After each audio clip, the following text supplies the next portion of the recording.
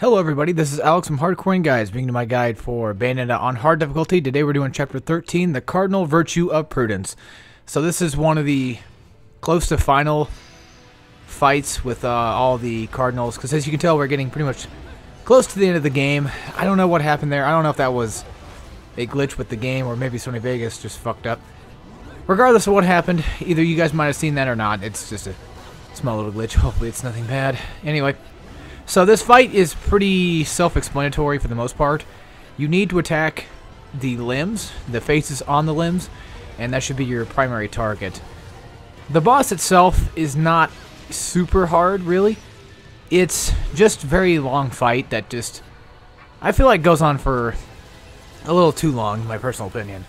So really all you gotta do is just, do what you normally do, avoid everything. He's got this one attack that you can actually just avoid. I would recommend, as soon as you can get the timing down, or if you feel like he's about to pop out, just dodge. If anything, if you wanted to, you can just get away from the entire wave itself, and you should be fine for the most part. So, what I was doing there was kind of stupid. I thought he was going to land right on top of me, but he usually doesn't. Usually when he jumps out of the water like that, he'll probably try to go close to you, but I don't know. I think that one was just a little bit further back, so it's probably best just to try to chase him down. What I would recommend doing, if you want to avoid most of this, especially when he does this jump out of water like right about now, just start going to the right, and you should be fine. And if he gets too close, just dodge him. He's really a simple boss, I feel like. This is extremely simple boss. Again, if you have to attack the limbs. Now, if you're wondering which limb you haven't destroyed yet, if you look above the leg, you can see a halo above it, and that should probably indicate that, hey, there's something up there. At least that's what I think works. I mean, it looks like it's that way. Well, then again, I think every single one has a halo above it. I'm just looking at it wrong. I don't know. You guys should figure out what to do. Again, it's self-explanatory. I'm sorry, I'm not really the best at this. At least you can attack it from behind, so that's really nice.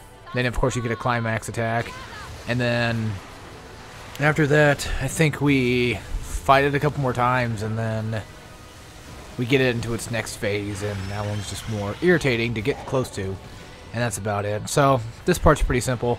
Again, a really easy, sort of boring boss, but hey, he does appear later on, a little bit more entertaining. But for right now, this part's kind of fun. I like driving him into Phantom. So I want to go ahead and explain a few things real fast. First things first. If you buy a Witch Heart or a Moon Pearl after you do the Angel attack, that only counts toward the next chapter only. So you get a little bit extra health in the next chapter, or magic. That's it. I was completely wrong about it. I was stupid. I can't believe I thought of that. I can't believe I thought it was true. But I read online that it's not, and I was like, oh, fuck. Well, there goes a whole guide. Right out the window right there. Well, it's still a pretty good guide for the most part, so I still beat hard mode. I'm currently now working on beating Non-Stop Climax. I'm on Chapter 10 so far, and really I'm just more like item grinding and spamming, so that's pretty much what's been helping me out. Okay, so back to the boss real fast. There are some attacks that he does that I think can land you which time, and I think it's mostly involving toward the mouth. See, now we have to start attacking the head, and again, he still does most of the same stuff. There's really no reason to attack him here. Just try to stay away from the middle the best you can. Try to stay away from the middle of the waves. That's my recommendation right there. And then, of course, right here, just try going to the right and just keep dodging. And eventually, you'll probably just dodge completely the way. You should get witch time off a few of these attacks. At least you get some during the second phase. So, I know that for sure. Anyway, back off topic, but toward Bayonetta. Whenever you're fighting the ore boss, I think I did mention it already. If you actually attack the outer shell, it will start to glow yellow, of course, as I'm sure you guys noticed when we fought it before. Well, something I should have done a long time ago that I wasn't doing for some reason is you can attack, if you attack it with the back forward triangle attack, or just basically just completely annihilate the outer shell, eventually he'll get into a stun lock. So it's an aerial stun lock, so you have to actually jump in the air to hit him. But just a recommendation, I do that.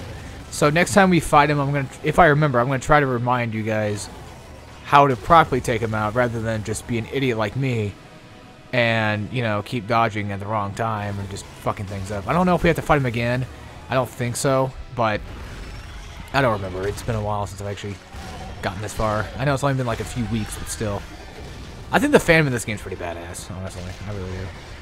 But yeah, anyway, that's pretty much the end of the first phase. Nothing, again, really too jarring for the most part. It's really a stupid, simple boss. I mean, there's nothing you can really fuck up here, I don't feel like. Until, like, this next section. This part tends to be a little harder, but this is a checkpoint right here.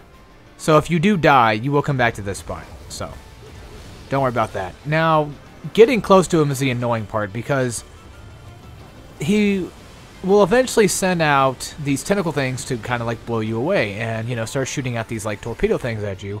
And of course there's the lasers. So immediately dodge the laser. If anything, try to go toward the left. Like, keep trying to drive toward the left, because Witch Time doesn't really like help you out here very much.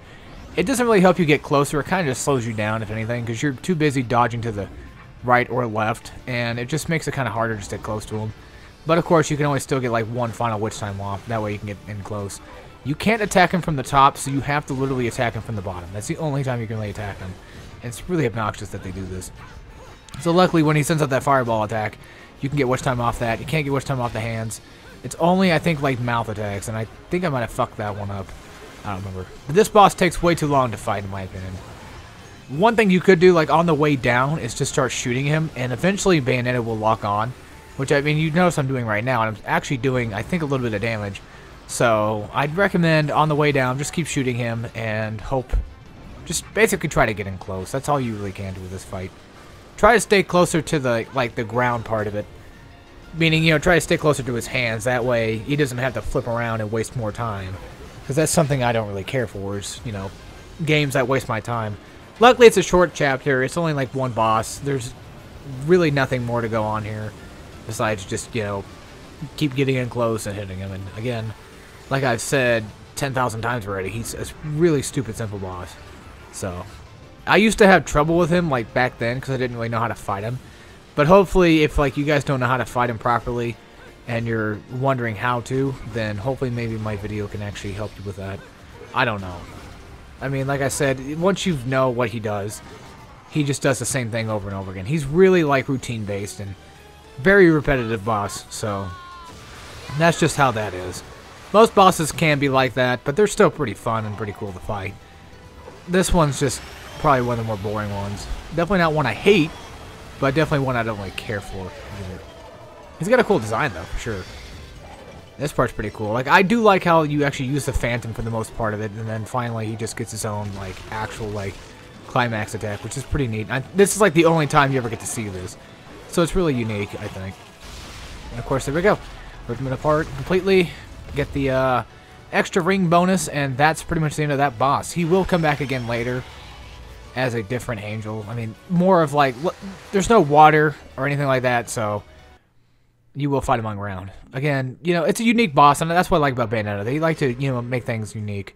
So anyway, guys, that's the end of this chapter. I'll see you guys in chapter 14 next. So as always, take care, everybody.